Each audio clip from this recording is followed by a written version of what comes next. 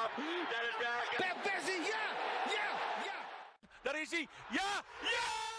Daar is Klaassen, goal!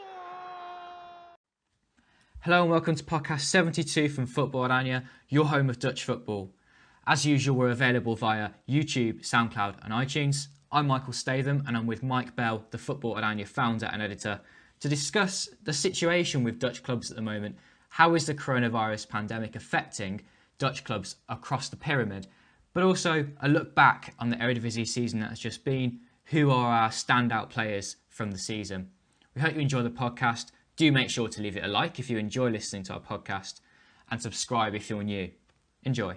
Mike, good to talk to you again about Dutch football. There's obviously not a lot of actual football going on at the minute, but we're starting to see some of the after effects of the Netherlands' decision to call off professional sport in the Netherlands until September the 1st. So that, of course, does mean no Eredivisie football can occur in August.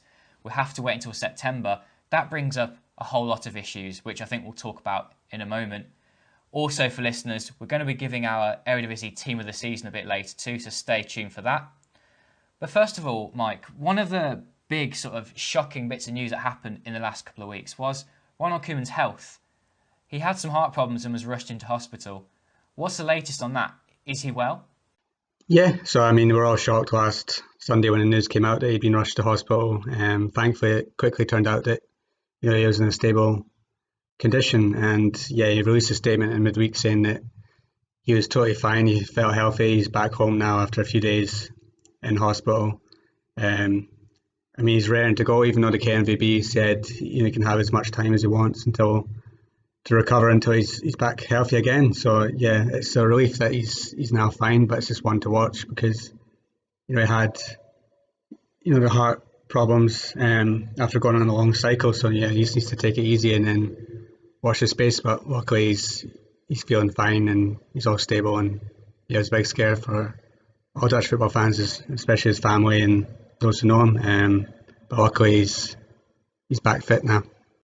That is a relief. And also a relief that he has the summer to sort of recover and monitor his health rather than having to worry about Euro 2020, which of course would have been only weeks away at this point. So it's lucky that he gets to properly recover. So of course, no Dutch football now till September the 1st. There's been a lot of backlash from clubs. Firstly, there was like Ajax's reaction, we don't get the Eredivisie title. Tadic came out and was quite vocal about that. For me, that's not a massive issue with Dutch football. I think that was only a minor complaint that Ajax can have. I think that they should be really pleased with perhaps getting the automatic Champions League spot, and AZ getting the Champions League qualifying spot is probably a good way of resolving the season. I know that AZ haven't come out and complained about it, perhaps because they are just pleased to be qualifying from the Champions League. But then looking lower down the table, there has been a lot of media reaction to Cambuur and De Graafschap, the two clubs at the top of the Eredivisie. In our last podcast, we discussed what could happen with that situation because, of course, they've been denied promotion, and AZ Den Haag and RKC Waalwijk were stranded at the bottom of the Eredivisie table coming towards the end of the season. So there's been legal cases put in by these two Eredivisie clubs.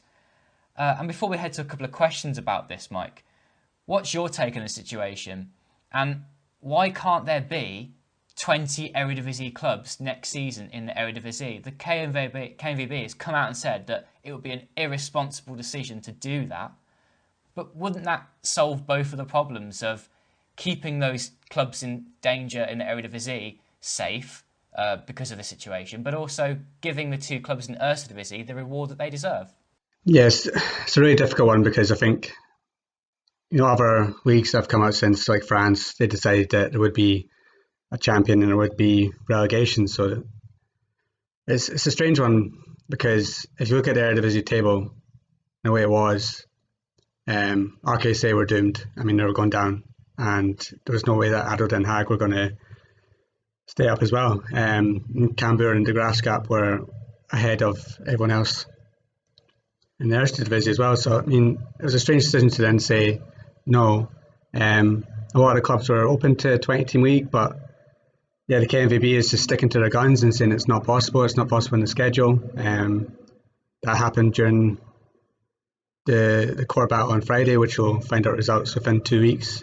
The KNVB were stuck to their guns and said, look, 20 teams just isn't possible. It's not something that we can do. There was even talk from some of the clubs saying, why don't you just scrap the KNVB Cup for a year, and that opens up the schedule.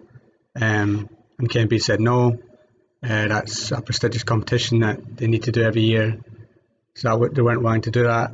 There's obviously a European Championship coming up next summer. They weren't willing to extend the league. For me, I don't know why they couldn't shorten the winter break by at least a week and fit in some more midweek games, because that's one thing about the Eredivisie is there's not very many midweek games, and it's not a guarantee that all 5 clubs who get into Europe will reach Europe. So I mean, it's not as if all of them are going to be busy midweek. So I mean, it's only an extra couple of games for each club. I think the KNVB should have been more open to it. I don't think it's very fair on the Graafschap or Cambuur, and I can totally understand why they're taking legal action. Whether it'll succeed, we'll have to wait and see. If it doesn't succeed, I guess the KNVB will have to compensate them financially. But I think, for me, I would have rather seen Cambuur and the Graafschap in the league, whether that be 20 teams or relegating ADO or RKC. I think that either way, whatever decision the KNVB took, there was always going to be legal action. I think RKC and ADO Den Haag would have sued them if they had gone down. There's still talk of Utrecht going to a legal battle with them, but that looks to be doomed after UEFA backed their decision to give the 5th place to Willem II.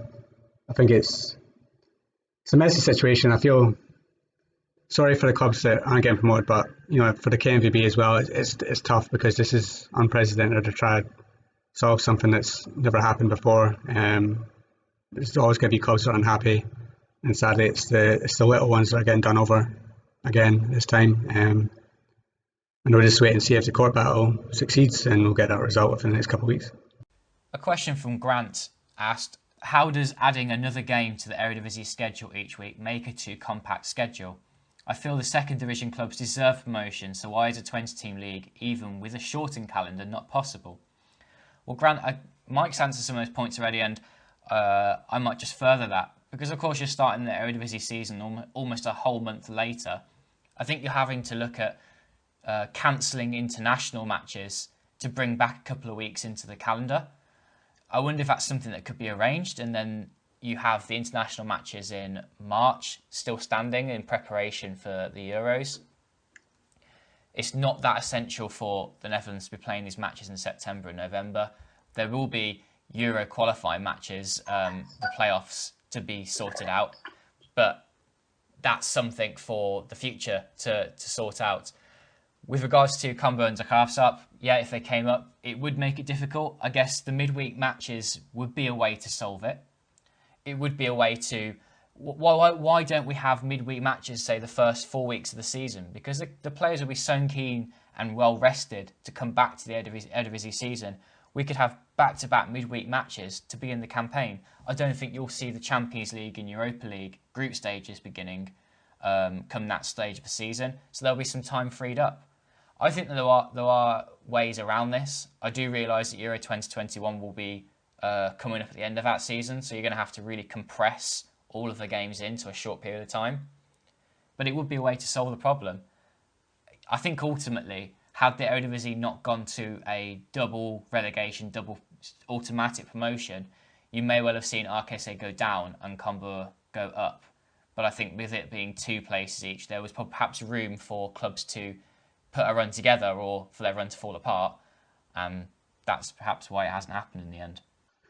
Yeah, I think the 20-team league situation, I think a lot of clubs are behind it. And you've got to look at somewhere like England, where they have a 20-team league and they have 2 cup competitions as well. They have the League Cup and the FA Cup. And they still manage to fit it in, and their teams are always in Europe to the later stages. So I think it's just a bit of an excuse from the KNVB to say that it can't happen. I think for me, a 20-team league would have been the easiest way to solve it. I mean, if that means that they only wanted it for one season, they could have increased the relegation for next year. Have 4 teams going down to make it back to 18. But yeah, I think that we'll wait and see what happens in the next couple of weeks. Maybe the decision will get reversed. Maybe the KNVB will back down. I doubt it. I think the KNVB will probably end up winning this court battle, and they'll stick with them, and they'll stick to an 18-team league. But I think it's just unfair on Canberra and the Graafschap, who've done well all season and looking forward to being back in the top flight, and the money that comes with that, and they're now going to lose out on all that. Cam on Twitter asked about these two clubs as well. He also asked about whether the Netherlands would help teams that may declare bankruptcy. And I saw on in the news this week that there's going to be 35 million euros given by the Eredivisie for Dutch clubs. How does that work, Mike? It's not from... it's from the Dutch clubs, but basically all the coaches, players, some of the staff have all agreed to a wage decrease. It's not mandatory, so you don't have to do it, but it's expected that all the clubs will do it. So players will hand in a section of their salary. The more they earn, the more they give. And they worked that out that the players giving up, say, 15% of their salary would save the clubs 35 million overall next year to deal with the cost of not having fans. This basically scheme only runs till December, and it will stop as soon as fans are allowed back in the stadium. But we've had the health minister come out in the Netherlands and say that he doesn't think fans are going to be allowed in stadiums until there's a vaccine, and that could take longer than a year. So you're looking at next season being totally without fans. So clubs are looking at every single way that they can save money. You've got the KNVB pledging funds, and they've asked the Dutch government for up to 300 million in backing to help them. You had a few weeks ago all the Dutch internationals from the women's team, the main team, and the under-21s donating money to a fund to help the clubs that are hardest hit by this. So yeah, there's a lot of things going on behind the scenes to try and save money. I think the main thing right now is players giving up their salary. We'll see if that means that continues into December and when the league starts again. Because there's certain players that are going to get hit by that a lot more than others. The Dutch media, yes, they I think focused on Daley Blind, who is one of the highest earners in the Eredivisie. He's going to be giving up millions because of this. So yeah, again, it's not mandatory, so some of the players could say no, but it's expected that a lot of them will try and help their clubs out by handing in a part of their salary. You are right, it is going to affect a lot of the clubs lower down the Eredivisie and into the Eerste Divisie. One club that it will perhaps affect the least is Ajax. They have a lot of money in the bank.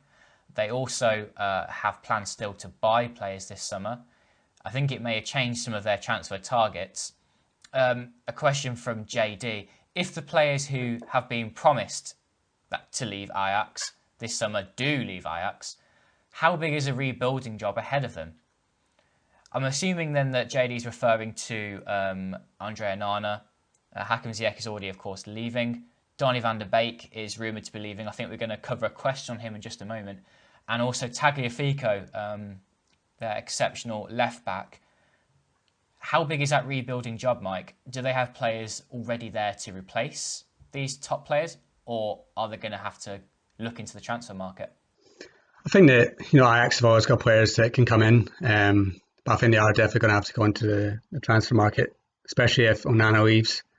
They're not going to sign Varela on a permanent deal, so then they need a goalkeeper coming in. I think Sherpin can act as number 2, but then who's number 1?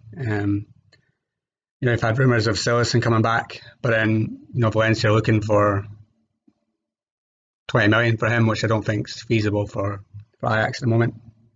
Then you got Marco Bizzo being linked from AZ Alkmaar.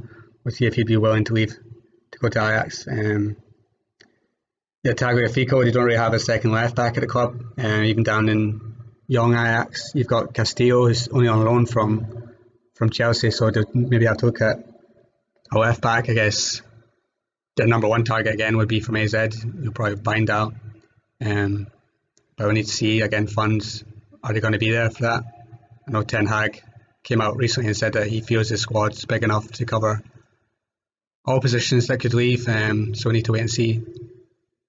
But I think Van de Beek, you do have players that can replace him. You've got a new signing, Anthony, who has been called Ziyech's replacement, but I think he could probably play at number 10 if you had Neres and Promise on the wings. Then you've got Jurgen Ekkelenkamp as well, who could come into that position and play a bit further forward. So I think they have the players to replace Donny van de Beek, whether they're the right quality, you need to wait and see.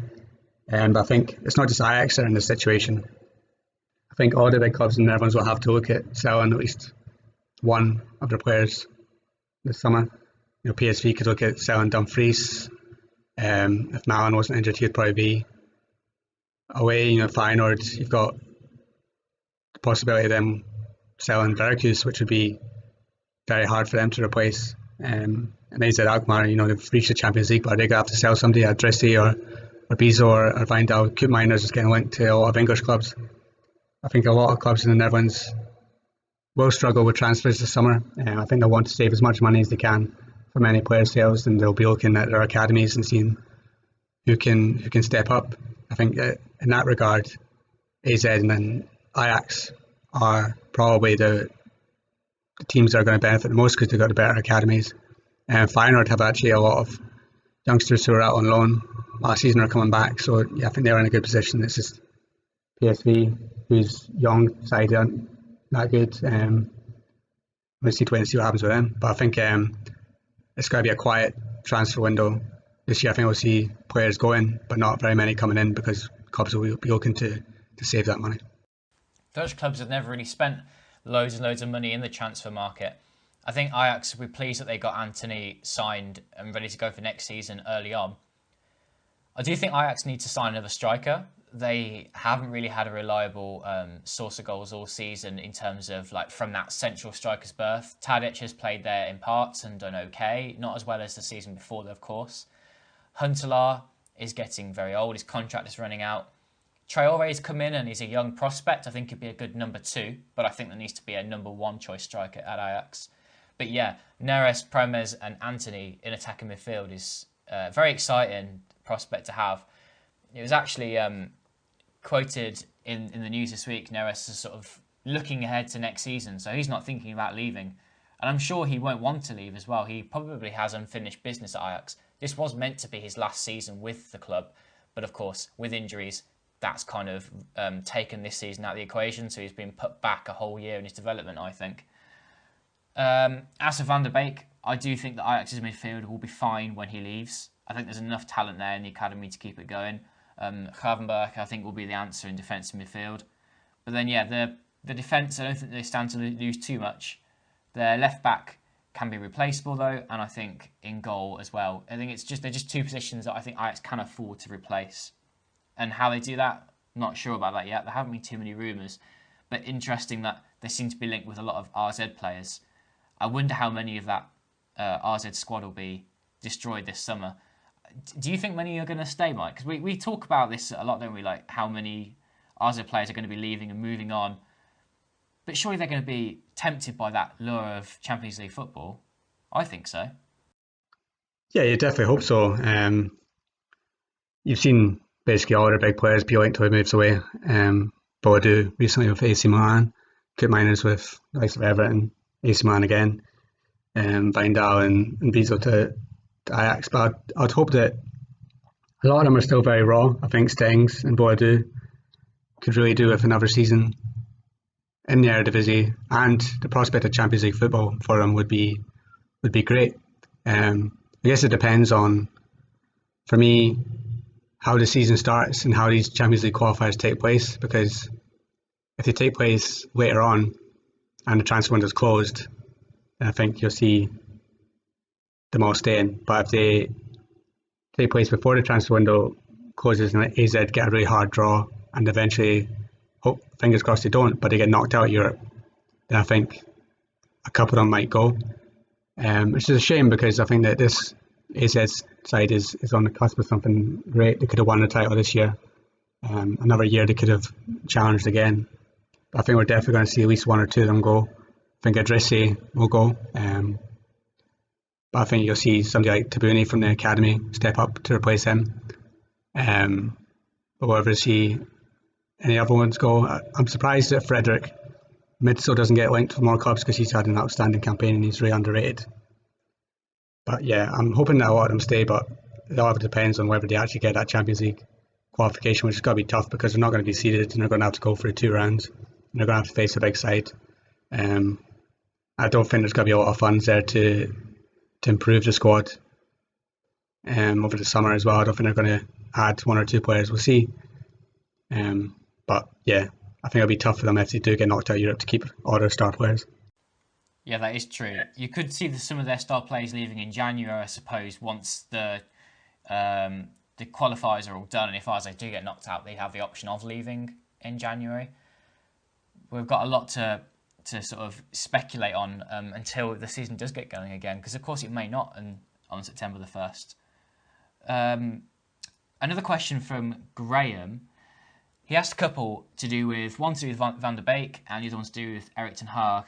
I think the first one we should look at is, which club do you think Donny van der Beek will suit best? He's been rumoured, of course, in the past with Real Madrid.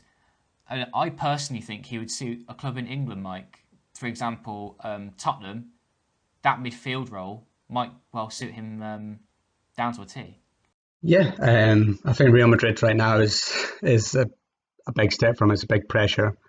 It'd be tough for him, especially if like the rumours are true and Zidane's not really a major fan. I think he's always wanted Pogba, and that's probably why the transfer hasn't been announced already, is because Zidane's not the one that's pushing for us. I think a team in England would suit him best, but you always run the risk of him getting compared again to David Klaassen. You know, he's had that comparison all his career. I think he's a better player than David Klaassen. I think he'd succeed more in England.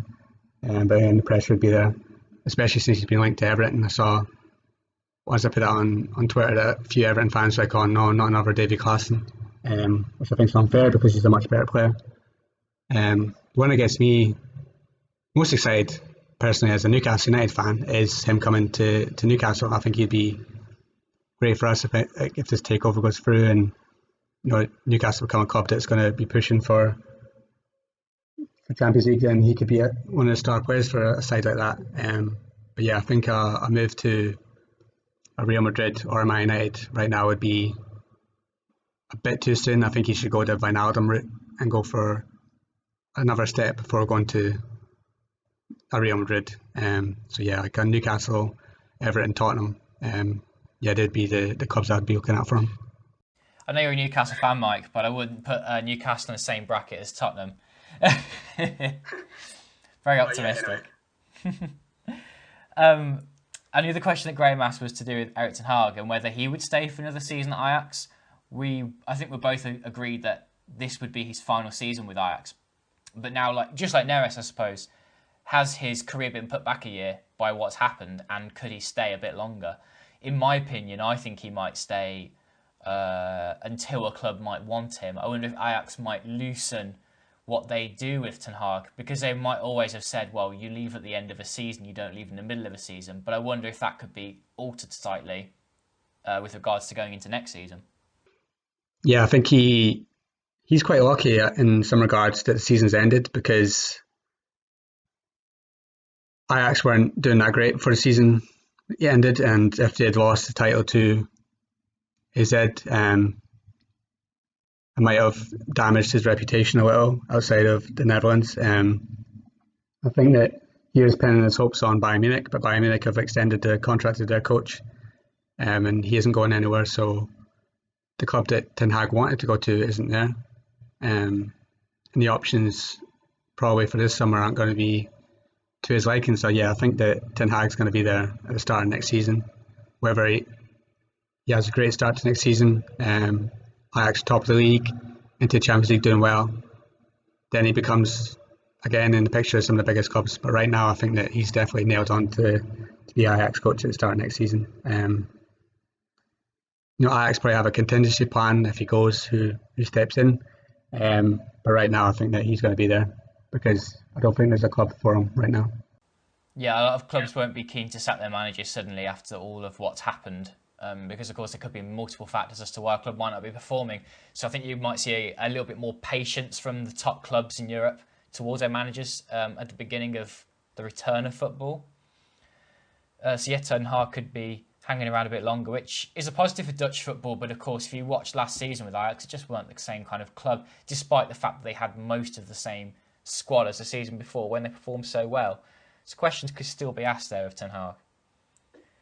Going into the Eredivisie team of the season then, Mike, I've got my team here, and I know you put yours on Twitter already. I might put mine in there as well. I wonder if we have some differences.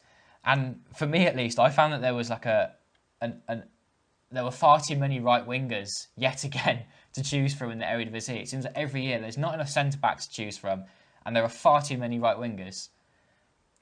Should we go for goalkeeper and back four first of all?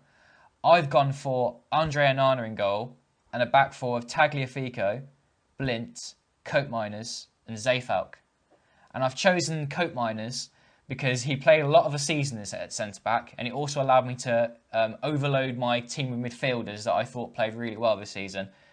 Blint because of the comeback that he made from his heart condition, but also he played really well in the absence of De Ligt. Tagliafico for me has had one up over Wijndal this season, but again he's played very well at a high level. And Zeefuik from Groningen, because I think that he deserves a recognition for an outstanding season over Arzed Svensson, who has always been consistent at a high level. I think Zeefuik now deserves a transfer abroad. And the goalkeeper, I reckon you've probably gone for Bezo, Mike, haven't you? Because Onana, for me, is the best goalkeeper in the league, but Bezo perhaps has had the more impressive season. Yeah, for me, Bezo in goal. He had loads of clean sheets for AZ. He was fantastic in the games against Ajax, home and away.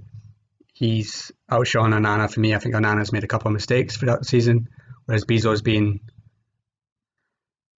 sensational throughout. There's that time where he had a red card and he missed a couple of games, and AZ looked very shaky without him. So that just proves his importance to the club. He deserves so much more credit than what he's getting. I've said before that he should be given his first Netherlands cap. I'd like to see him given a chance by Ronald Koeman because he is that good, and I want to see it. But he's my goalkeeper.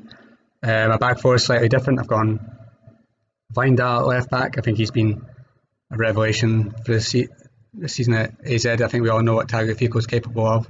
I don't think he's had an amazing season, whereas I think Wijndal has been excellent for AZ. I've gone for Zeefuik, same as you, but my centre-back partnership are different. I've gone for Senesi at Feyenoord. I think he's been an excellent signing.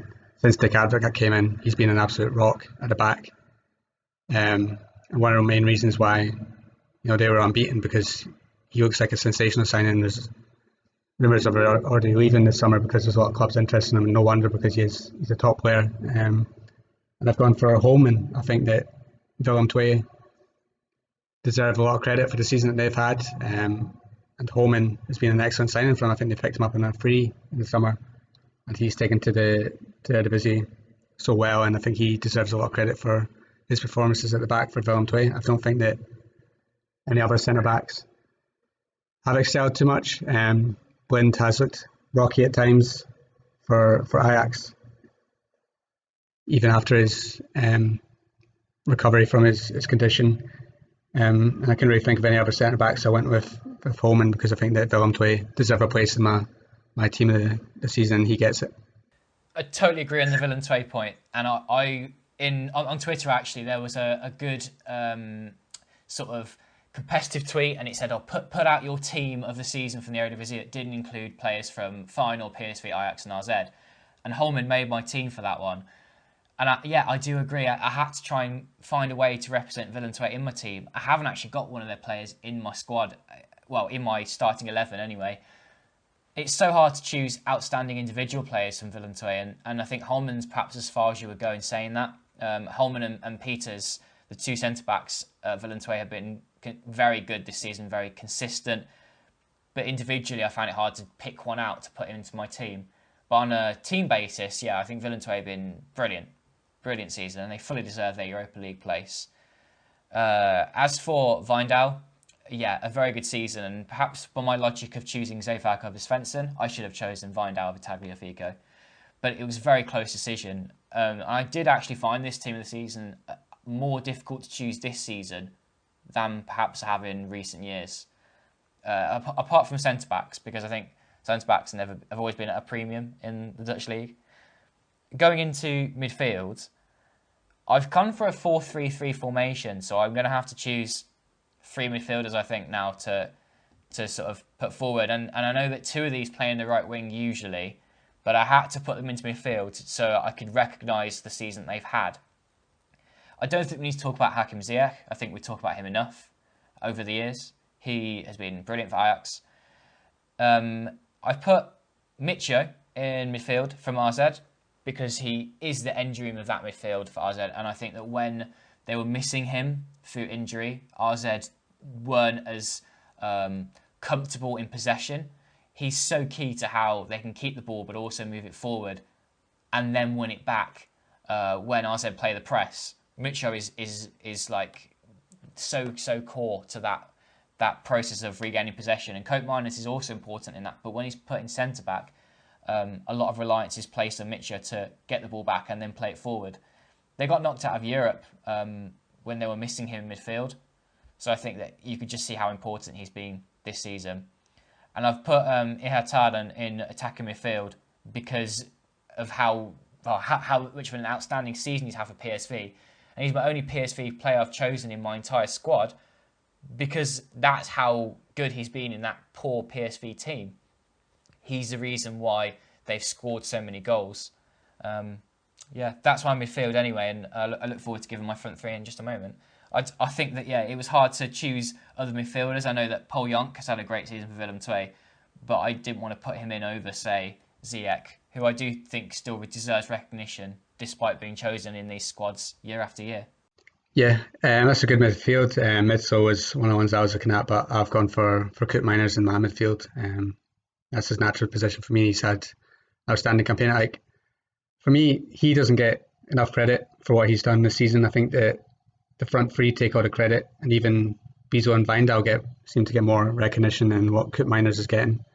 It annoys me in the English media recently that he was linked with moves to England, but they're looking at fees around 15 to 20 million. I mean, I think AZ would be absolutely insane to sell him at that price because he's worth so much more than that. I know a lot of his goals are penalties, and he's the one that you'd rely on if you had a penalty in the 90th minute to score it.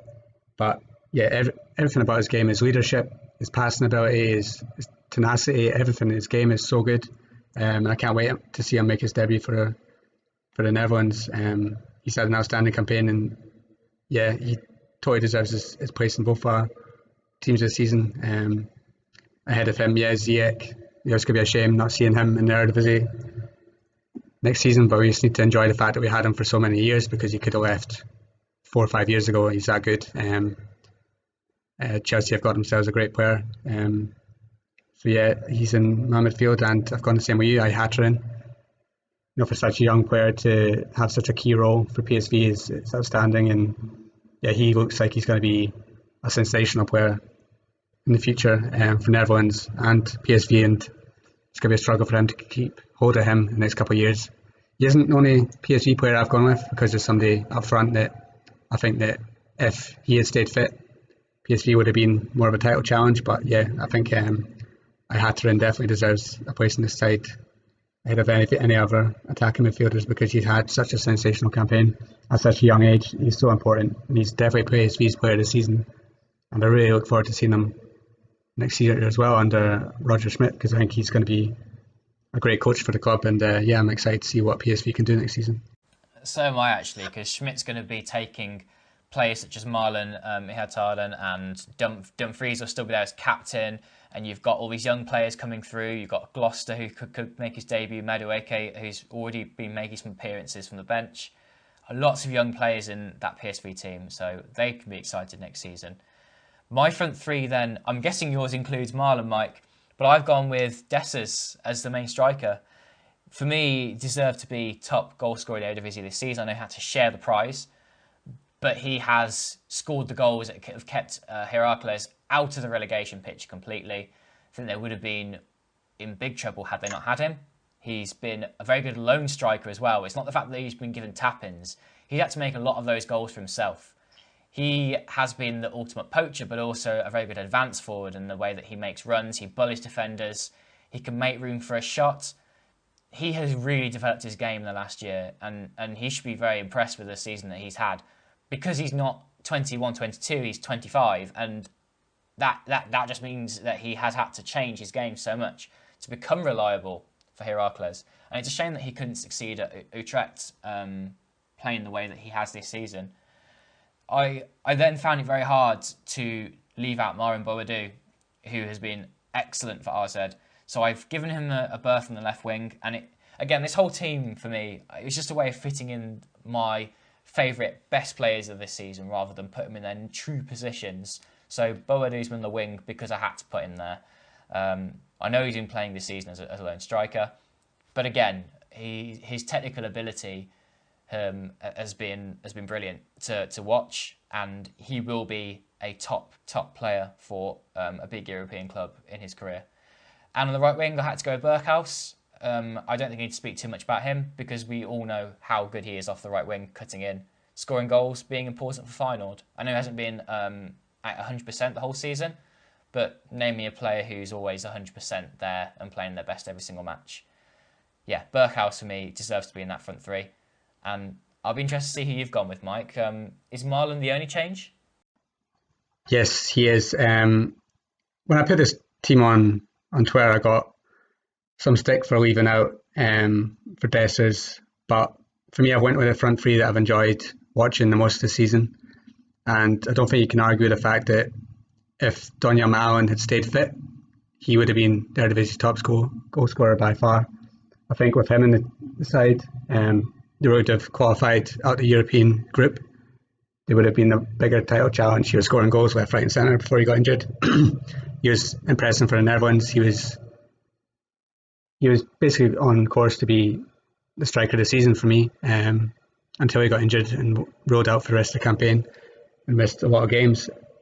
For me, he, before he got injured, would have been the striker that I would have went out for team of the season, and I've kept him in there because he was sensational and he's such an exciting talent for the Netherlands. I think Dessers, he did a great job. He scored goals for Heracles, and he is going to earn a move abroad this year.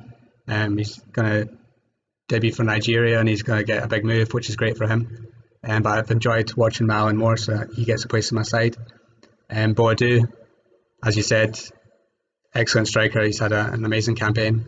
I think a lot of people would have had doubts about him after 2 serious injuries. Would he come back and do the business? And I think we've been proved right that he is a sensational player. He's been one that everyone's been looking out for since he was 15, 16. And he's proved it this year that he's a top talent. He's a man for the big occasion. He scored home and away against Ajax in those wins. And he scored against PSV, he scored against Feyenoord. He was always the one that got the goals when AZ needed them. And he deserves a place on the side. He's still very young. I hope he doesn't make a move that's too above him this summer. I hope he stays next season as well and keeps scoring goals, because I think if he stays next season, works on his finishing a little, then he could easily be a 30 goal a season striker for me. And Berghuis, if you asked me in January my team of the season, he wouldn't have been in it under Jaap Stam. I don't think any Feyenoord player would have been in it under Jaap Stam. I think the club was totally short of confidence, but since Advocat came in, Berghuis became captain, and he's been sensational since then. He's been probably the Eredivisie player of the season since January, since the turn of the year. He led that team to why they were so unbeaten.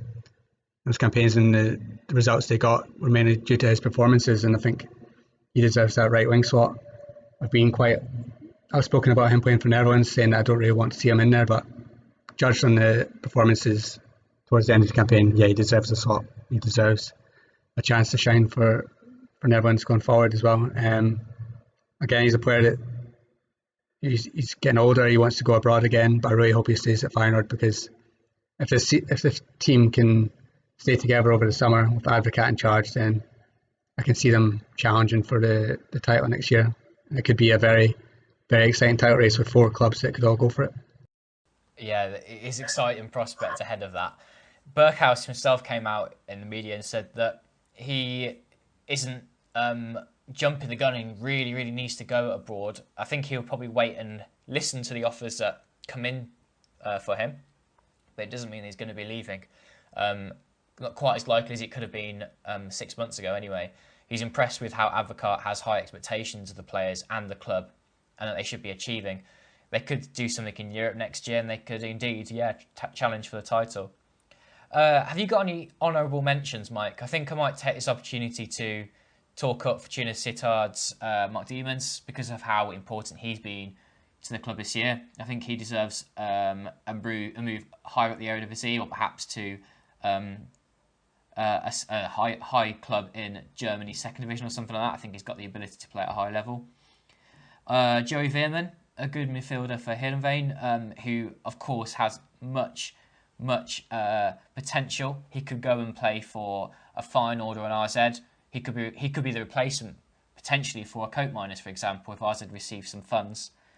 And my manager of the season, Ditlekien. I chose him last season. I'm choosing him again this season. FC Emmen had a brilliant final 4 months of the campaign that was. And I really look forward to seeing how they can get on next season, because that club is not an Eredivisie club. It's an Eredivisie club that have been promoted and are now starting to grow and get some really good players. They're not full of young players, but what they have got has been coached exceptionally well to achieve what they've done. They didn't end up in relegation trouble. They ended up comfortable in mid-table. And I've just been really impressed, and Lukien deserves all the credit, considering they've come all the way from that defeat at Ajax, where they celebrated with beer in their team bus after the match, because the fact that they got to play Ajax. They've come from that to now, where they look a really good Eredivisie outfit. Yeah, I think there are all good choices. For me, Arne Slot would be my manager this season, hands down. I think what he's done with AZ this season has been incredible, but I think Dick Lukien has always done a fantastic job the past 2 seasons. Never want to be hands to Koning and what he's done since he took charge of VVV as well. I think he did really well. Some players, I think you mentioned Joey Veeneman, excellent prospect. He's going to get a move this summer, maybe to Feyenoord. Brian Owenson, he's sensational as always for Vitesse, and we'll see where he goes. Again, it looks like Feyenoord. Other players, a lot of people say Calvin Stengs, Idrissi should have been in team of the season. Both of them had great campaigns. I think who else?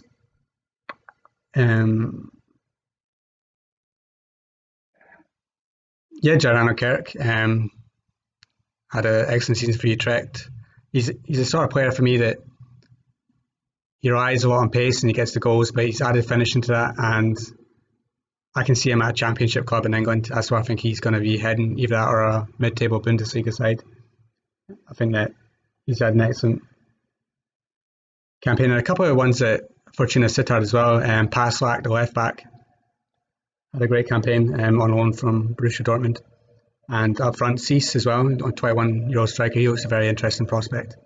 He got a few goals before the season ended, so we'll see him next season, how he can do. Yeah, there's always players that, when you name team of the season, there's going to be a lot that get missed out. But if you look at Willem II especially, Ndai Ashimi had an outstanding campaign in midfield, Jane Dunaway as well. So yeah, there's a lot of players that excelled in their Eredivisie this season for clubs that maybe outside the top 4 that all deserve a mention. Mitchell van Bergen as well at Heerenveen, he's such a top prospect. So yeah, a lot of impressive players this season. It's hard to pick a team of the year, but I think I'm very happy with my choices. And yeah, your team's great as well, so yeah.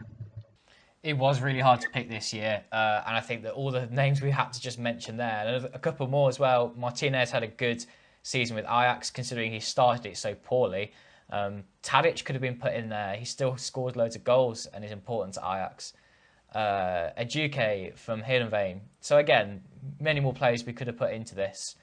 But I'm happy with my choices as well. I had to go with the best players rather than the best player in each position. And it turned out okay. Mike, thank you. It's been a good long podcast after a bit of a break from us, and I'm sure that we'll come back with more content in future. But it's a very strange situation at the moment, isn't it? And we just hope that we get some more positive news for Dutch football, and then it could return on September the 1st with a good solution as well to many of the clubs who are still hurting. Yeah, I think that Dutch government have made a good decision. You know, health comes first. We're all football fans. We all want to get the Eredivisie back as soon as possible, and we all want the fans in the stadiums. But right now, it's not possible, and we'll see what happens in Germany next week when they resume. I think they're taking a risk. I think some of their players for some of the clubs have already contracted it by being back together and training. So we'll see how that goes. If everything goes fine and there's no issues, then you're going to see the likes of the Premier League, Serie A maybe, La Liga all come back, and then that's going to make us miss the Eredivisie even more. But yeah, I think the Dutch government's made the right decision to postpone it to September 1st. I hope that we do get the Eredivisie back and back to normal as soon as possible, and we can start enjoying football again, because that's what we're all missing. We're all missing watching it and talking about it. We've missed out on a great title race this season. Hopefully there's another one next year, and just can't wait to get back to seeing the Netherlands in action again as well, because they're the games that I look forward to most at the moment, because that side's so exciting that Ronald Koeman's made. And yeah, it's a shame that we're going to miss out on the Euros this year, but I think that next year we've got an even better chance of winning it. So hopefully get football back as soon as possible and start enjoying it again. Agreed, Mike. That was a great way to end this podcast, and look forward to recording another one soon. Thanks everyone for listening. Make sure to give this podcast a like if you've made it to the end, and subscribe if you're new. Thank you. That is back up. That is back up. Van Persie, ja! Daar is hij. Ja! Ja! Daar is Klaassen, goal!